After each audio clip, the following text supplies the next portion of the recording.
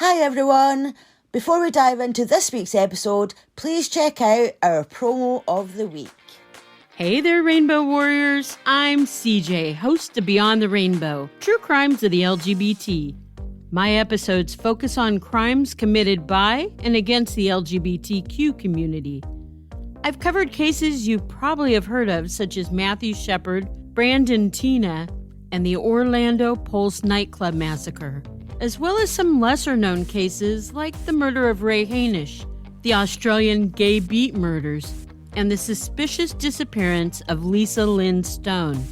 I cover cases brought to me by listeners like Penny Brummer, who I believe was wrongfully convicted, taboo cases such as lesbian corrective rape and murder in South Africa, and Pray the Gay Away camps.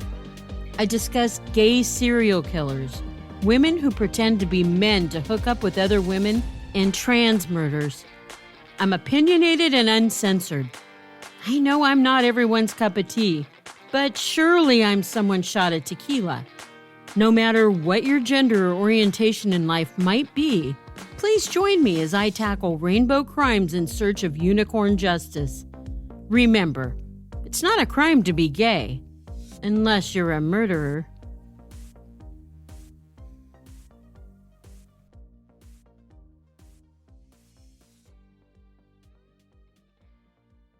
Hi, I'm Laura, And I'm Jill. and this is CrimeDivers.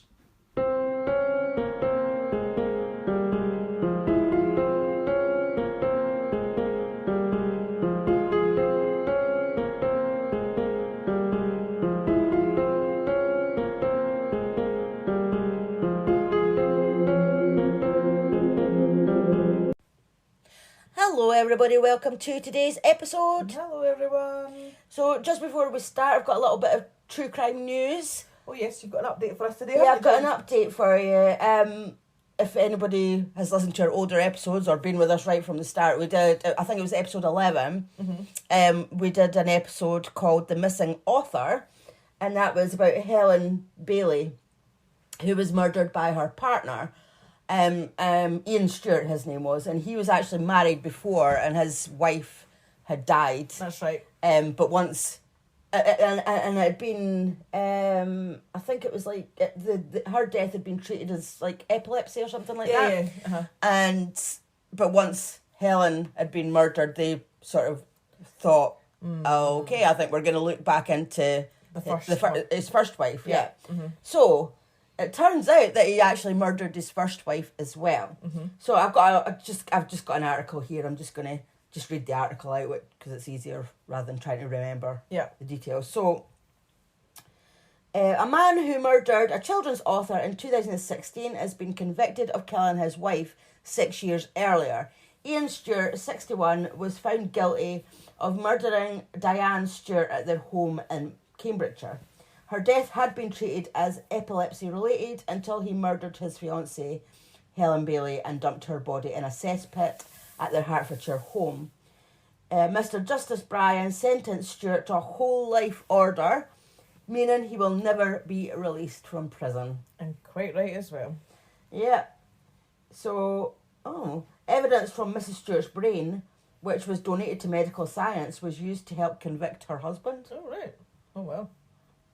Wow. So, yeah. So, basically, Ian Stewart is going to be in jail for the rest of his life, and he deserves it. Absolutely deserves Yeah. it. So that just popped up the other day when I was just online, and that popped up. So I thought I would update everybody. Yep, good to update when we can. Yeah. So, and we'll get on to our missing person at the end of the episode, and that's somebody from Florida. Yeah. Yeah. So we'll get on to that at the end of the episode. But for now, we'll just get into this episode. I keep saying episode. This case, sorry. Yes. So what is the title of this case? Terrifying Teens. Ooh, Yeah. Terrifying It's it's not good, obviously. Teens. It's never good, is it?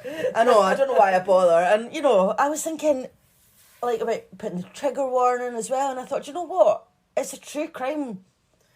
Yeah. It's never good. It's never Exactly. I mean, there should just be a trigger warning for the whole episode because, nobody you know, like it's all of it's bad. No, exactly, yeah. And if you really can't hear it, then you're not listening to the right podcast. Yeah, you should be listening to true crime, exactly. So yeah, definitely. Yeah, so terrifying teens. Cool. And where in the world are we? We're in USA.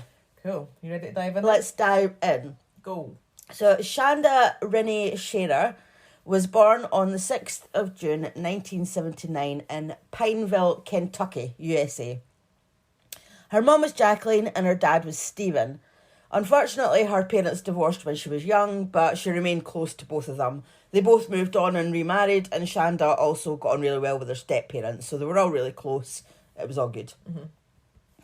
So Shanda attended a small private school, and she got good grades, and she did gymnastics, basketball, baseball. She was a cheerleader, and her mum described her as a real social butterfly. At some point, her dad must have moved to Clark County in Indiana, and in 1991, when Shanda was 12, her and her mum moved to New Albany, Indiana, so that Shanda could see her dad more often, be closer to him. Yeah. Mm-hmm. So she would spend the weekdays with her mum and the weekends with her dad. Mm-hmm. So obviously she had to change school. So in late August, So 1991, yeah. So in late August 1991, she started 7th grade at Hazelwood Middle School. And, like, she was excited about it. Like, the night before, she spent about 3 hours, like, trying on outfits because when she'd been at the private school, she had to wear a uniform. Oh, so she could wear what she wanted. Now she could wear what she wanted, and she was excited because she loved fashion. She was really into fashion. So. Right, okay. And this new school was, like, 10 times bigger than the school she had been at before. So she was, she was really nervous, but she was excited, making new friends. And because as I said, she was, like, social butterfly. So was quite good at socialising and hopefully making new friends. Yeah. So her first couple of days went well. But on the third day, Shanda's mum, Jackie, got a call from the assistant principal. They said that one of the girls that Shanda had made friends with wanted to break up with her boyfriend. Right. So, she had a ring from this boy and she wanted to give the boy the ring back. Right. But she was, like, obviously kind of nervous about it and didn't really want to do it herself. So Shanda volunteered and said, well, I'll do it for you. Uh-huh. As 12-year-olds. I mean, obviously she wanted to make a good impression there, but... Yeah, it's like, basically, she just wanted to fit in and prove to this girl that she could be a good friend. Yeah, and, I get that. But it's just strange that they're having to give a blooming ring back. And it's like 12-year-old romances. And yeah, I know, but like back then it was like you would get your friend to go and ask somebody out for you, or to go and dump somebody for you. I remember when I was at school, that's exactly what happened. I had the dumping and the asking out, like I did, and your friends did it for you. You did it for your friends. So exactly, and the boys that I went out with, their friends. I remember getting dumped by a boy on a school camp actually, and his friend came up and done it. So honestly, I was upset. Okay, anyway, so we totally understand where she's coming from.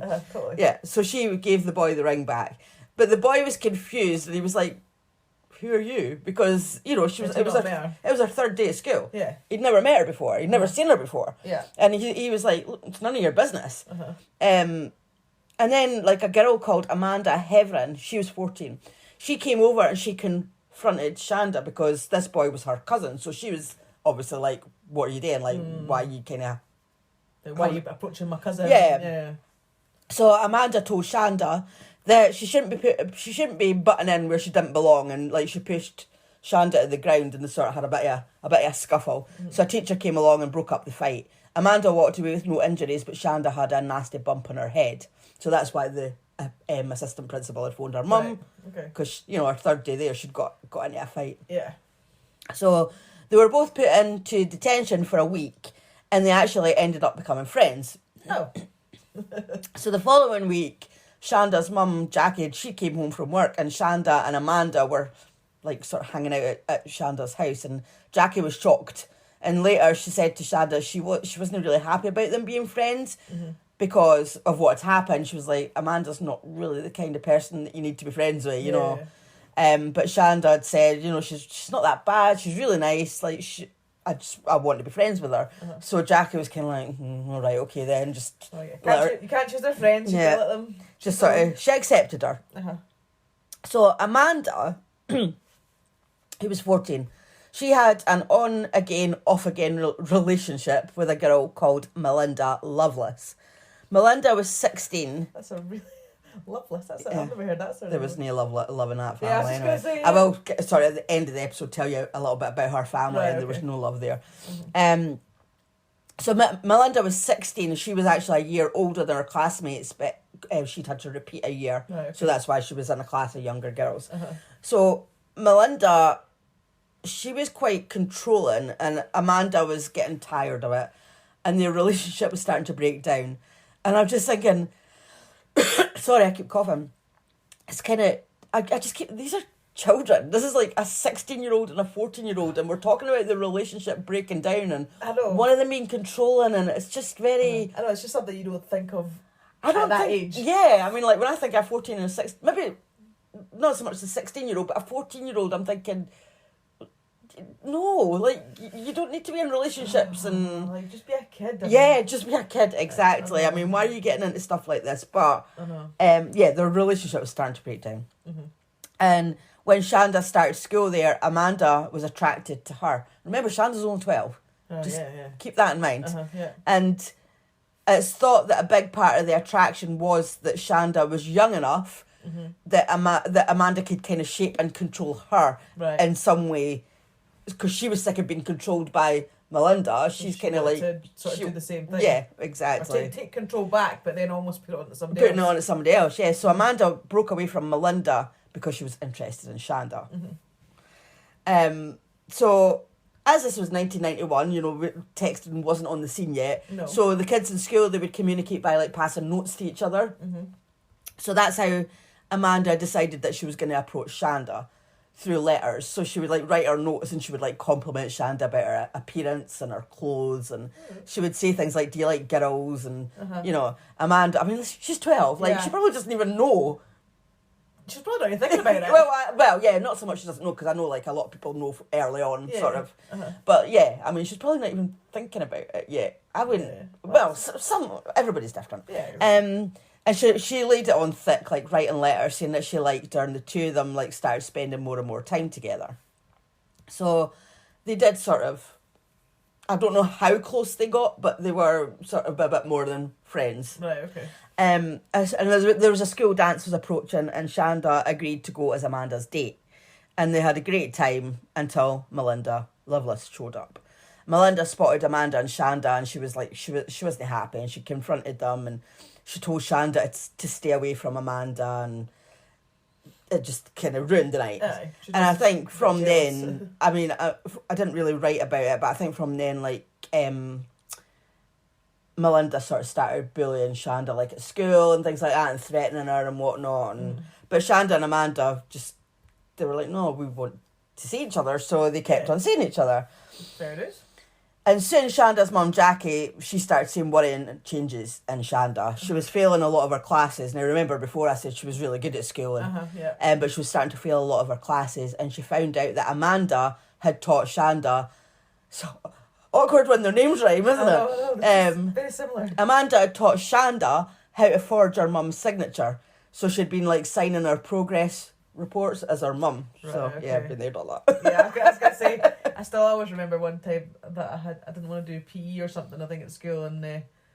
I think I was wearing trainers, because, like, you weren't really allowed to wear trainers at school, but I didn't like wearing school shoes and stuff, so I had, like, a note, and I remember forging mum's signature on that, saying that I had a sore foot or something, so that I could wear these trainers to school. Well, I did it the other way, because mum always wrote my real notes. My mum wrote them, so I would forge letters from dad, because they didn't have letters from dad before, so they didn't know what dad's handwriting looked like. Oh, right, okay. So I wasn't stupid. Obviously you are. I wasn't. I knew how to do it with dad's, because they didn't know what they had nothing to compare it to. Yeah. Anyway, so every time Shanda got into trouble, it was with Amanda. And Jackie said Amanda was a little thug and was in trouble a lot. So Jackie decided she wanted to put a stop to the friendship. She was like, nah, I've had enough. Yeah. And at that point, she didn't know there was anything more than just friends. She just thought they were just friends, but she just thought Amanda was a bad influence on Shanda. It was her fault that she was getting into trouble. And And I'm not surprised that she didn't think anything of it because, her daughter's 12. And a 12-year-old, I wouldn't be expecting my child to be in any sort of romantic relationship. Not to that extent anyway, No. You maybe have I'm going out with so-and-so, but, really, you don't do anything with them or... No, you might just hold hands or... I didn't even do that at 12 years old. I would maybe say I had a boyfriend, but, you didn't actually do anything. Oh, no. I'd had, a kiss and stuff. Oh, no. That's way too young. So, but yeah, as Shanda ignored her mum and she continued to see Amanda. Soon after, Jackie found out, though, because Shanda had written a letter to Amanda and she'd put it in the mail, but she hadn't put a stamp on it. Right. So it came back to the house because there was no stamp on it. Oh, all right. So that was a bit daft. Yes. So Jackie read it and said, and it said things like, so Shanda wrote things like, I miss the touch of your soft body, So Jackie was like, whoa, what's going on here? So she was like, they obviously had physical contact. Yeah. And, our daughter's only 12, so she was Concerned. devastated. Yeah. She was like, what the absolute hell? Uh-huh. So, and she said, she's like, I didn't care if Shanda was gay. The issue for her was that she had this older person pressurising her into doing things because, in her eyes, Amanda must have been pressurising her because she hadn't been doing anything before. She was just she was good at school, she was good in grades, she'd never had a girlfriend, boyfriend, she'd never been in trouble before, so, and I mean, she blamed Amanda for it. Mm-hmm. She believed that that Shanda wasn't ready for such a mature relationship, which totally agree. Mm-hmm. And she called her ex-husband Steve, and they agreed to transfer Shanda to a private Catholic school. They're like, right, this isn't working out, it's not happening. Yeah. So a week after Jackie found that letter, Shanda started her new school. And it actually seemed to do the tricks. Within 3 weeks, Shanda had new friends. She was going to try out for cheerleading. And like Jackie had said, my old child came back. That was exactly what needed to happen. Yeah, okay. All good. Mm-hmm. So Amanda tried to keep in touch with Shanda, but Shanda was busy with her new friends and she was moving on. Mm-hmm. But Amanda didn't like being ignored. So she wrote letters saying that she needed to see her and that she loved her. And, she tried to call her, but, Jackie would say, nah, sorry, Shanda's busy. She just wasn't... Yeah, she was having none of it. She was trying to put a stop to that. Yeah. So on the 2nd of January 1992, Shanda wrote a letter to her friend Lisa. And she was complaining about Amanda. She was saying that she wished Amanda would stop calling her and, apparently she was following her. So it seemed like Shanda was ready to move on from her old school, her friends, Amanda, everything. Mm-hmm. She'd been at her new school for 2 months now and she was happy. She was away from all that. Mm-hmm. So 9 days later, on the morning of the 11th of January, a hunter was heading to his favourite spot on a place called Lemon Road, which is just outside of Madison, Indiana. He discovered a burned body and called 911 straight away. The victim was wrapped in a blanket and was lying on her back. The upper part of her body was severely burned. Her arms were in the air with her hands in clenched fists. Police found a plastic bottle next to the body with accelerant in it. Mm-hmm. And investigators checked missing persons reports for young women, but none matched the description of the victim. Right. So the police were puzzled as to why whoever had done this had left the victim out in the open, because a few yards away there were woods where they could have hidden the body, and the body might not have been found for a long time, but the body was out in the open. Uh-huh. So in the early 90s there was a fascination with the occult, so it was wondered if that could have been the reason that maybe this was a human sacrifice or something like that. And not far from the crime scene was an abandoned house called the Witch's Castle by locals, and it was a creepy place where kids would go and drink and party, and on Halloween hundreds of people would go there and party and stuff. Uh-huh. So they did think this body could have been a victim of some kind of horrific ritual. Mm-hmm. So once all the evidence had been collected from the crime scene, investigators called the coroner to pick up the body for autopsy and set out to find the identity of the victim. So later that day, a 15-year-old girl walked into the Indiana State Police Department with her parents. Her name was Toni Lawrence, and she said she knew something about a murder. Oh, right. The night before that, the 10th of January 1992, at 11:30 p.m, Shanda was watching TV at her dad's Steve's house, because remember, she goes to her dad's at the weekends. So Steve headed off to bed and told Shanda that she had another half an hour. Then the TV was to be switched off and she was to go to bed. The next morning at 7 a.m, Steve was making coffee when his wife Sharon came into the kitchen and said that Shanda wasn't in her room. So they threw some clothes on, they went looking for her, they couldn't find her. So they were like, right, we're going to have to phone Jackie and tell her. So she rushed over to Steve's house and she saw that Shanda's purse, or what we call a handbag. I don't like to say purse, because if I say purse, you're going to think... Like a small purse? Yeah, but what we call a handbag, yeah. That was still on the table. And Jackie said if there was one thing she knew about her child was that she didn't go anywhere without that little handbag, so she knew that something was wrong. And they called the police, filed a missing persons report with a local officer from the Clark County Sheriff's Department. So all day long, Shanda's parents were calling everybody that they could think of, including Amanda. And Amanda said no, she hadn't seen Shanda, but she had said, maybe you want to call.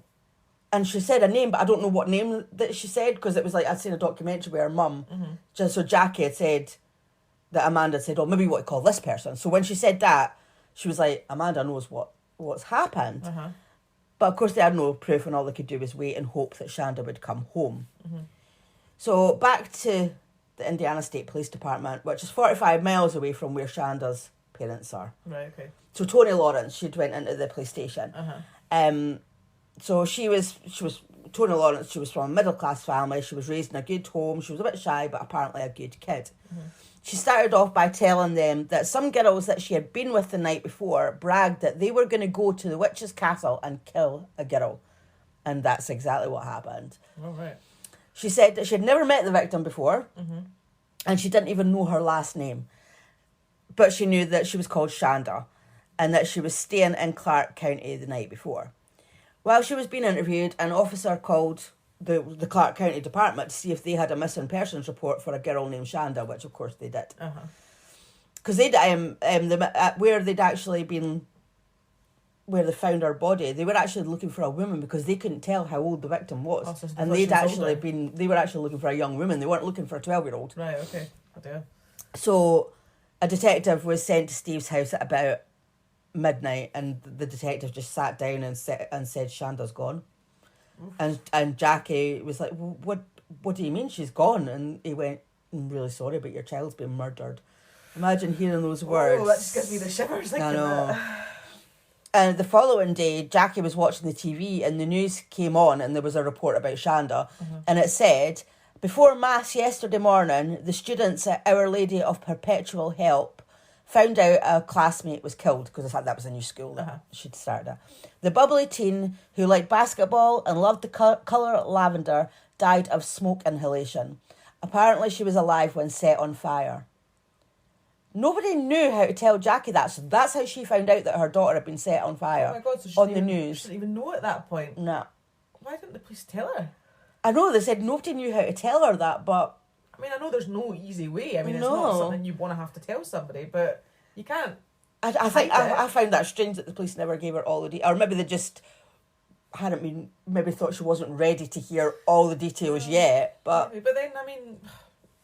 Obviously, they would know that it's going to come out on the news. Exactly. So she was going to hear it. It would be better to come from the police. Definitely. Than hearing that on the news. That's awful, isn't it? That is awful. So Tony Lawrence had been with her best friend Hope Rippey and another girl called Laurie Tackett. They all went to Madison Consolidated High School. So Madison is 50 miles away from New Albany, where Shanda lived. Right. So these girls didn't know each other, right? Never met... none of these girls had met Shanda. So how did they know what happened that night? I was just going to say, how did they know? Especially when, as you said, things like social media, even like text messaging, that wasn't really a thing then. So exactly. How did they get that information? Well, I'm assuming you're going to tell me. Yeah. So in her interview, Tony went on to tell the police that she, Hope and Laurie had went to a punk rock concert. Tony and Hope had been friends since kindergarten, and it was Hope that had introduced Tony to Laurie. Laurie had really short blonde hair. She wore it all black and was gothic looking, and Tony found her a bit strange. Maybe, I don't know, maybe back then that wasn't the norm. or where they lived, that maybe wasn't the norm. I mean, she maybe just stood out a bit. Yeah. So it wasn't until they got into the car to go to the concert that Laurie turned to Hope and said, "Have you told Tony yet?" And Tony was like, "What do you mean? Tell me what?" And Laurie said, "We're going to kill a little girl tonight." And Tony and Hope were 15 and Laurie was 17. So, again, Shanda was 12. So she was a little girl. We're going to kill a little girl tonight. Tony didn't believe her. She just thought it was a sick joke. She's like, whatever, like, she's a bit strange. Yeah. So Laurie started to drive and told them that she was picking up another friend of hers that they didn't know. And that it was this friend that wanted to kill the little girl. Right. So a few hours later, around midnight, the girls arrived at Shanda's house with a plan to lure her out. The plan was that Hope and Tony would tell Shanda that Amanda was waiting for her and they were all going to go out together. So Tony still didn't believe that they were going to hurt this girl. She just thought, in her words, obviously, but she just thought that they were just going to scare her. Right, okay. So they knocked on the door, which I thought was quite brave, because I'm like, I would never dare to knock on someone's door at midnight in case their parents came and shouted at me. I was just going to say, what happened if, because, I mean, I would have thought naturally the parent would come to the door if you they would heard think the door. if somebody's knocking on the door at midnight. I know, because if somebody knocked on my door very late, I certainly wouldn't send my daughter to answer the door. Or, I maybe I could have been asleep, I suppose, and she's maybe heard the door or something. But I mean, thinking back, I mean, if everybody's different, but yeah, I mean, like my parents, I would assume would answer the door, or if they were asleep, I'd be like, "Mum, Dad, there's somebody at the door." Like, well, exactly. I'd be scared to answer it. I know, that's what I mean. If I hadn't heard, like, if your parents hadn't heard it, I would have been waking them up and saying, "There's somebody at the door." Yeah. Because I would have been... Because I always think, if somebody's knocking at your door at that time of night... It's not good. It's not good. No. Like, why are they knocking at your door at that time of night? Because that's not a normal hour for any, like, a friend to come round or a... Yeah, it's not normal hours. Like, you're like, I would panic thinking it was the police to tell me that somebody... Well, there's something happened. Yeah. Exactly. But she, Shanda answered the door and saw these two girls that she'd never seen before. She said they'd never met. She didn't know who they were. Yeah.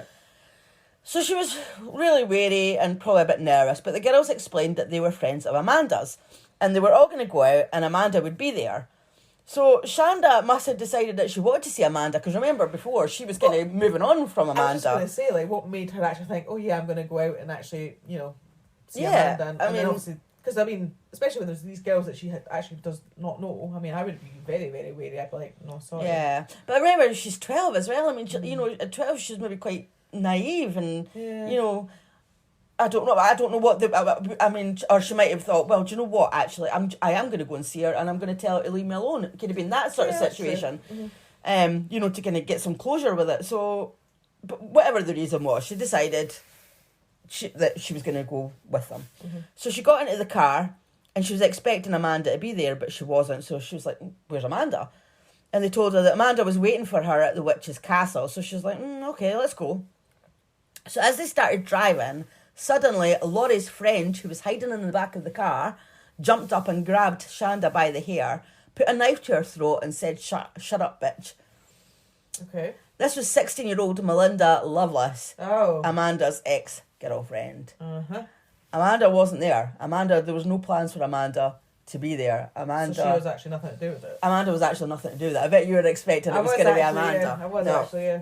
Amanda had nothing to do with it, but as I said, like she'd said on the phone, maybe you should call whatever name she said, which I'm assuming was probably Melinda. Maybe she knew something was going to happen, or maybe she had an idea, but I don't think she actually had any involvement. No, she wasn't there anyway. Right, she had no involvement in it. Right. So obviously Shanda started screaming and crying, and kind of like, just let me go. Like, I won't see Amanda anymore. Just take me home. And Melinda told Shanda, I've told Amanda that I'm going to kill you and she wants me to do it. Whether she did or not, I don't know. Right, okay. So they drove to the witch's castle and Laurie and Melinda dragged Shanda out of the car and into the castle. They tied her arms and legs with rope. Melinda took all Shanda's jewellery off and her Mickey Mouse watch. And she danced to the tune that it played, like the Mickey Mouse watch. Oh, that just shows you how young and innocent exactly. she was. That's kind of why I put that in there, because I just, as I said, she's 12. Like, I just, these are teenagers. So she threatened Shanda with a knife, and she said she had pretty hair, and she wondered how pretty she would be, like, if she cut her hair off, and just... How do people get that evil? I don't know. Like over, like, a relationship. I mean... Exactly. I mean, you should never get that evil over any relationship, but these are kids. Oh. And, So Laurie got a T-shirt out of the car and lit it on fire and said, "That's going to be you soon, Shanda." But then they thought they might be seen by passing cars, so they obviously kind of got rid of that. Mm-hmm. And they dragged Shanda back into the car. They then started driving, and Shanda was obviously begging them to take her home. Mm-hmm. Melinda ordered Shanda to take her bra off, and then Melinda handed the bra over to Laurie, who took her own bra off and put Shanda's on while she was driving the car. No idea why. But that was just really random. Shows immaturity there as well. Yeah, exactly. I mean, what are you doing? Yeah. So they drove around and they ended up in the woods not far from Laurie's house. So Melinda and Laurie dragged Shanda out of the car, but Tony and Hope stayed in the car. Melinda and Laurie beat Shanda, and Melinda attempted to slit Shanda's throat, but the knife wasn't sharp enough.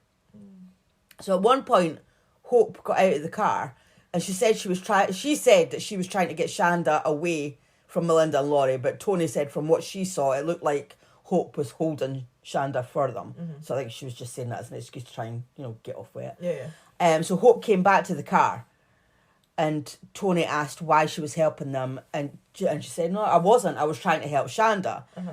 But in my opinion, if she was trying to help Shanda, why did she come back to the car? Why did she not keep on trying to help her? Why did she... Yeah. Well, no, why did she stop? Why wouldn't she keep trying to help her before it got any worse? She stopped and came back to the car and let them get on with it. But then I'm kind of wondering now why, if she thought if Hope was helping, why wasn't she shouting on Tony to come and help then? Why not say, help me, or Yeah, exactly. She's just trying to freaking get off. I think it was Tony just too scared to do it. She must have been, yeah. Mm-hmm. So Melinda and Laurie sat on Shanda's stomach and legs and started stabbing her repeatedly. Mm-hmm. They then strangled her with rope until she passed out. And at this point, they thought they had killed her.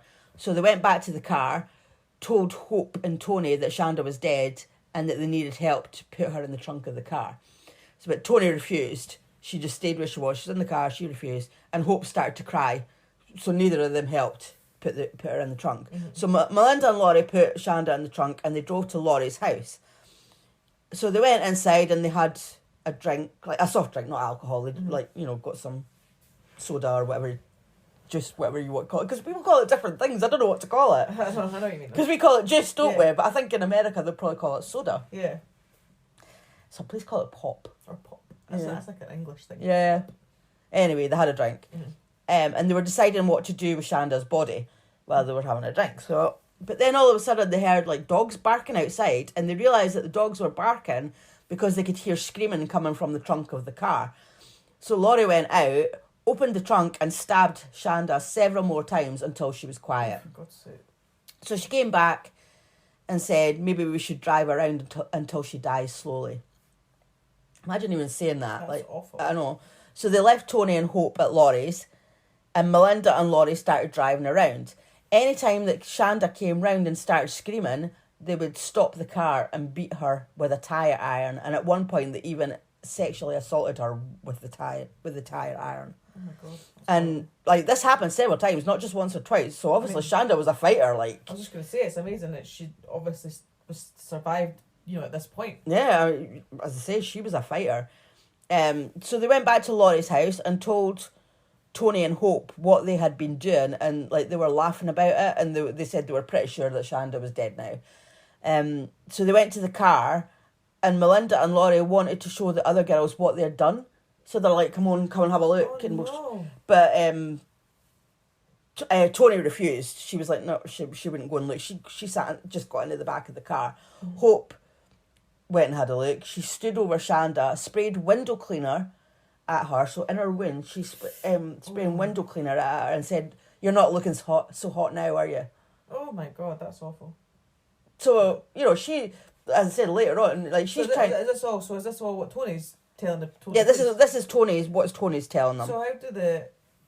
I mean, maybe I'm jumping ahead, but did the police not suspect her, like, with anything? Like, why do they believe, are they believing, like, that she's, like, quite innocent and didn't do anything? Or would they have questioned the fact that... Well, I'm sure they were questioning her, and then once they got the other girls, then they probably questioned them as well, and they probably corroborated with her, because she didn't, well, as we'll find out later, she didn't do anything. Right. Okay. Unfortunately, she didn't do anything. You would hope, but then... I mean, it's easy for us to sit here and say, but when you're in that situation... I know. And you do think, she could have done something. She could have stopped it. Mm-hmm. There was several times where she could have stopped. She could have went and got help. Mm-hmm. For instance, when Hope and Tony were left at Laurie's house, they could have phoned the police. They could have, yeah. So, to be honest, I have no sympathy. I know that, she must have been absolutely terrified, but... Yeah.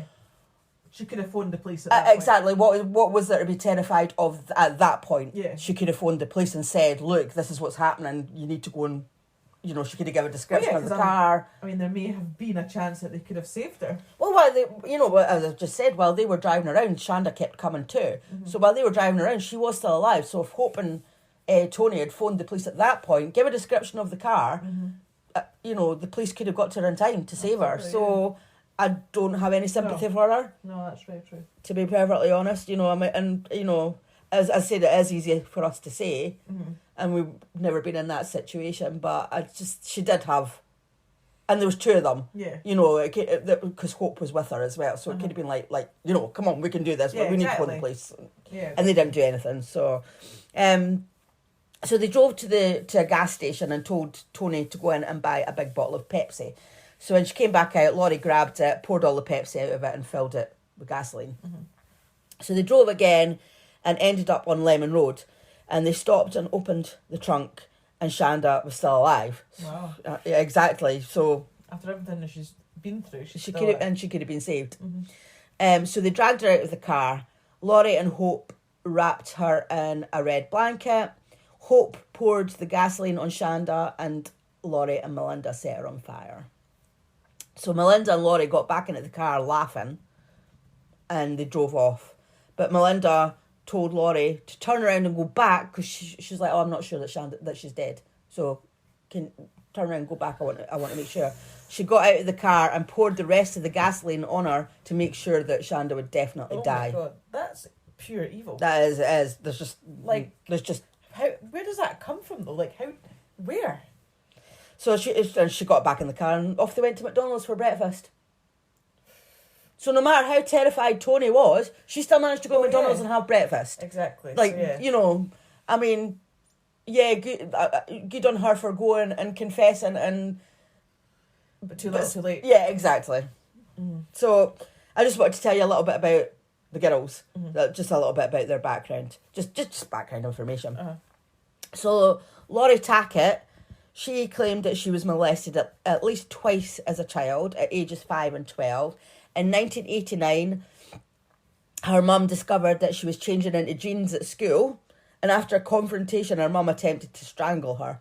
She became increasingly rebellious after her 15th birthday and became obsessed with the occult, and she would tell her friends that she was possessed by the spirit of Diana the vampire. Okay. She then began self-harming, and after being admitted to a psychiatric ward in hospital, she was diagnosed with borderline personality disorder and confessed that she had experienced hallucinations since she was a young child. Hope Rippey, her parents divorced when she was 8, and she claimed that living with her family was turbulent. Her parents got back together after 3 years, and they saw Laurie as a bad influence. Hope began self-harming at age 15. Tony Lawrence, she was abused by a relative at age 9 and was raped by a teenage boy at age 14. She went into counselling after the incident but did not follow through with it. She became promiscuous, began to self-harm and attempted suicide in the 8th grade. So they all have... issues. Yeah. Melinda, that she was the one that I kind of got the most information about. She was the youngest of 3 daughters born to Marjorie and Larry Loveless. So Marjorie, the mum, described Larry, the dad, as a sexual deviant who would wear her and her daughter's underwear and makeup. He was incapable of staying faithful, and he had a mixture of jealousy and fascination with seeing her have sex with other men and women, his wife. Right, yeah. Just wanted to make sure that you didn't think I was talking about the daughter. Yeah. Larry was violent and abusive, and he didn't share his income.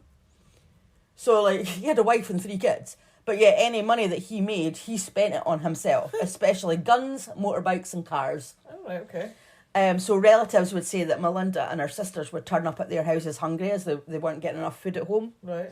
So the loveless parents would often visit bars, and Larry would pretend to be a doctor or a dentist, and he would introduce Marjorie, and he would share her with other people, which she didn't like. She hated it. Mm-hmm. And when Melinda was 9, her dad had her mum gang raped, after which she tried to kill herself.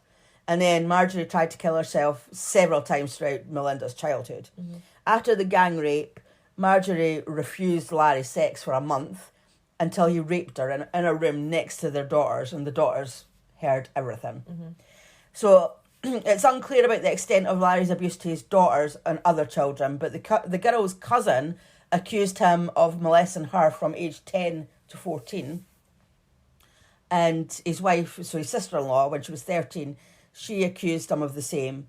Melinda's sisters said that he sexually abused them, but Melinda's never said that it happened to her, although the sisters have said it did happen to her, but she never said it happened to her. Right, okay. And like in court, the cousin described an incident when Larry tied all 3 sisters in a garage and raped them, but the sisters didn't confirm that. Right, okay. But, I mean, I don't know if it happened or not, because she's saying it did, but they didn't confirm it, but that doesn't mean that it didn't happen. No. So, yeah. But no matter what, I mean, this was obviously an awful household to grow up in. It does sound like it. Larry was verbally abusive to them and even fired a gun at one of his daughters, intentionally missing her, but obviously like trying to kind of scare her or teach her a lesson or something. Like, you know, there's ways of disciplining your children without using a gun. Not one of them. No. So for a couple of years when Melinda was 5, the family became involved with the church, and Larry and Marjorie stopped drinking and they stopped swinging. Mm. And the church later arranged for Melinda to be taken to a motel room with a 50-year-old man for a 5-hour exorcism. Oh, okay. So Larry became a marriage counsellor. Really? With the church. He's got cheek. But after attempting to rape one of his female clients, the Lovelaces left the church and went back to their old ways. Oh my God, they sound like a delightful family. I haven't finished yet. Oh, there's more? In 1990, Larry was caught spying on Melinda and a friend, and Marjorie saw this, so she attacked him with a knife and he ended up in hospital. After that, Larry filed for divorce and moved to Florida's and eventually severed all contact with his daughters. So he subjected them to all of this and then just severed contact with them. Right. Selfish. So, well, I mean, I don't know, maybe not selfish is actually probably a good thing for their benefit, but I mean, he's like a very selfish man. oh, he's Like, awful. Absolutely horrendous. Imagine growing up with that. That's awful. So Melinda developed into a violent teen with an intense jealous streak. She actually sprayed mace in a boy's face just when he was bothering Amanda. Mm-hmm. Melinda had to have it all and it had to be her way.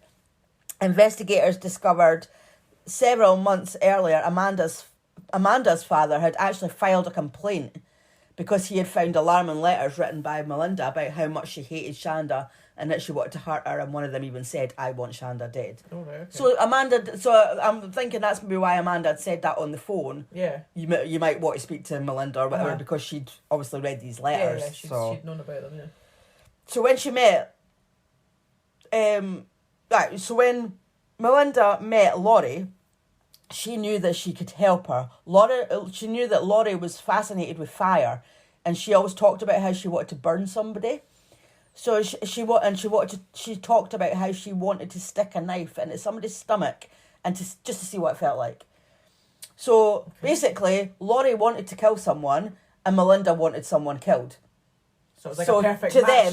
To them, they were the perfect match. Yeah. So the 4 girls were arrested, and the judge ruled that they would all be tried as adults, which I thought was good. Yeah, I agree. And with evidence of aggravating circumstances, Melinda and Laurie were eligible for the death penalty. Wow. So they both decided to plead guilty in return for the death penalty being taken off the table. Mm-hmm. So Hope and Tony also pled guilty, so none of them faced trial, just sentencing hearings. So on the 4th of January 1993, Melinda and Laurie were both sentenced to 60 years in prison. Not long after, Hope was also sentenced to 60 years, and Tony was sentenced to 20 years. Wow. So you would think they're quite decent for what they did. 60 years for 3 of them, and 20 years for the one that didn't really do anything. That's good, right? You're going to say something that I'm not going to like now, aren't you? Tony was released. Yeah, because they all got released. Tony was released on the 14th of December 2000 after serving 9 years. Right. On the 28th of April 2006, Hope was released after serving 14 years. Remember, that was out of 60. Oh, what? Because remember, right, so Tony was sentenced to 20 years. She served 9. Hope was released after serving 14 years. She'd been sentenced to 60. And the other 2 were sentenced to 60 as well. So Laurie was released on the 11th of January 2018 after serving nearly 26 years. Wow. And Melinda was released on the 5th of September 2019 after serving 27 years. Wow. So not even half. Wow, yeah. Not one of them served even half of what their sentence was. And let's be honest, I mean, they're still at a good age that they could still have some. They can still have a life. Yeah. Definitely. Wow. Because they were teenagers. So, Bloody hell. yeah, and unfortunately, Shanda's dad never recovered from losing his daughter, and he literally drank himself to death and is buried right next to her. Oh, that's awful. That is awful. Yeah. So, this is what frustrates me. Like, why bother sentencing somebody to 60 years if they're not even going to serve half of that? Like, and they should have. They should have at least served half of that, if not more, because of what they did to that 12-year-old little girl. She was a little girl. I know. Exactly. Who shouldn't have been involved with anything. Well, nobody should be involved with anything like that. But, you know, like, she's 12. She should have still been doing things that kids do. She should have still been a kid. She shouldn't have been involved in, like, jealous relationships and stuff like that. You know, it's... I mean, that is awful. I know. And the thing was, it's frustratingly, you know, she wasn't even with Amanda anymore. No, she'd moved on. No, she'd moved to school. She'd moved on. So, you know, it wasn't like they were still together. So I think it was because Amanda was still wanted to be with her, and maybe Melinda maybe knew that. Maybe. But no, don't take it out on a 12-year-old. That shouldn't be taken out on anybody. Oh no, of course not. You know, no matter how old they were, that jealous and that in a rage about, you know, something like that you actually want to kill somebody. I mean, I get it. I mean, from what we've heard about her childhood, that was absolutely horrendous. I agree. Childhood, but that doesn't give you the excuse to go and do that to another human being. It's never an excuse. I mean, you know, you do find a lot of cases that, you know, the killer or you know, the person that's at fault, you know, a lot of time they've had a bad childhood or they've had something bad happening to them.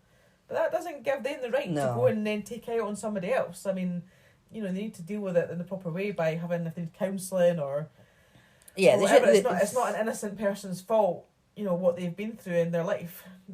It doesn't give them the right to go and make somebody else's life a misery or kill them or whatever they do. Absolutely horrendous. So, now that we're done with that, shall we get on to our missing person of the week? So it's a man called James Palmer. He's 55 years old. Date of birth is the 12th of July 1966. He's 6 foot in height, weighs 180 pounds. The last known area that he was seen in is Ocala, Florida. Actually, he's been missing for over 9 months now, so well into last year. He is a US Army veteran. He's got medication as well, but he's not taken his meds, so he would be in need of urgent medical care, and he's a threat to his own life. He works in the lines of labour, house construction, or any daily paid type jobs. His last state places were recreational and park areas, and he was actually he has been homeless because he's been sleeping in a tent. He does have obviously siblings, children. They're all searching for him. So if anybody has any information about his whereabouts, if you can contact 573 353-6711 or 573-789-3902, or there's an email here as well, which is moonlight4848@gmail.com. I'll just spell that, so it's moonlight4848@gmail.com. So if anybody has seen him around or anything, just if you could just share it on social media just to get his picture out there and try and help the family locate his whereabouts. Yeah, I'll put the information on social media, and I'll also put all the contact details in the show notes. So thanks for listening, everyone. And don't forget, if you do enjoy listening to us, please don't forget to subscribe, rate, review. Thanks for listening. Bye.